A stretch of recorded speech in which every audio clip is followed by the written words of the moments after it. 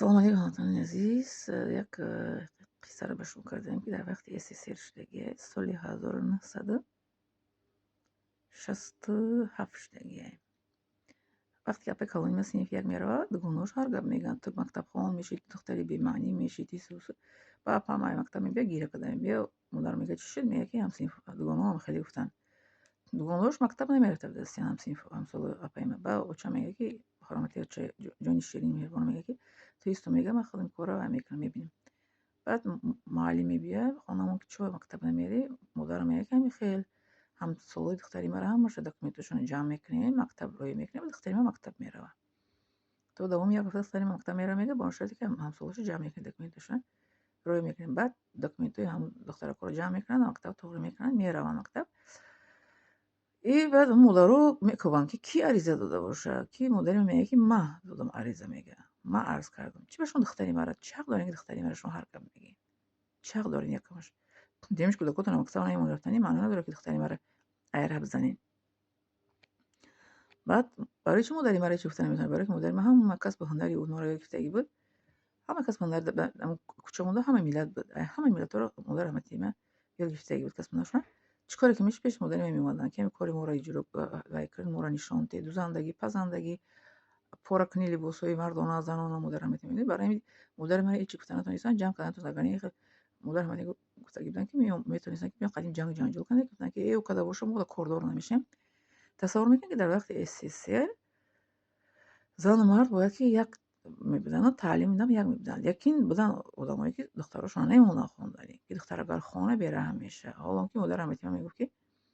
دختری به معنی روی که امریکا ساخت سالم میگردم یا دختری بیمانی در خانه کار شروع کنه درکش نمیوی لیکن در وقت SSR که قدر سخت بود و قدر بگیم برای تعلیم مثال که گرفتنی زن و مرد همین خیلی هم بودن آدمایی که نمیمونده دستم بود کارشون هم کتاب خانه سال 1967 دیگه 7 سال پیما سیف یک رفتن رو پیما تولدش 1960 برای همین حاضرم هست دمو محوی بیسوادی دمو هست که نمیمونن هستن پدر بوداره که میگه دختره چه خونه شوهر میکنه میره خونه شوهر میکنه بشونه حالا هم که نمیدونن که درم آینده هم دختر چی هسته میسو وقتی که هر دوشون میسو مرد زن زندگی رو برن خوب است که از اون که در سری مرد همه دوشه پرفتن باید بله اولی بسیار در اینجا میگن که چی گفتی استی زن باید جاش خونه باشه بله زن جاش خونه باشه اما میدونی که در عربستان سعودی چی میگذره در عربستان سعودی هم زنهایی که در خانه میشینن که دائما دواخانهشون میبرن بیماری روحی هم زنهایی که در خانه میشینن بیماری روحی 95%شون دایی میبرن در شیخاشون دواخانهشون میکنن میدونی برای چی برای که در خانه میشینن خدمتگار دارن همه کار خدمتگار هم ای بیکاری دیگه نمیدونه که چیکار کنه بعد تیلو و نقره رای سروش شوهرش میخره و میبوره گفته چیکار میریزه با هم خانه بیماری روحی میشن برای چی برای اون که شما طرف رختون حل کنید و گپ زن میگه که با همین طرف زنکو رو میگیره طرف زنکو رو ما زنکو نگیریم کی میگیره دیگه هیچ کس نمیگیره ما همچون زن باید که حق و خوش رو باید گپ زنیم من همچون مسلمان یگان مرد مسلمان خسته برای زن گپ نمیزنه من میبینم این ویدیو رو هیچ گاه زن گپ نمیزنن فقط مرد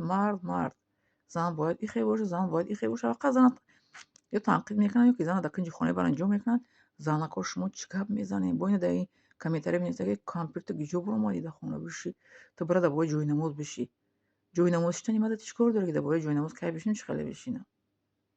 اول جوی تازه بیا خودت بشین میگه تو چیکار با کسا گپ زن فقط زنکا تنقید میکنن زنکی خیل مردک چی مردک بیسته کمبینی نداره حالا که در نزد خداوند مرد و زن برای کاری صاحب کردگیشون یک خیل اجر میگیرن برای کاری بد کردگیشون یک خیل جزا میگیرن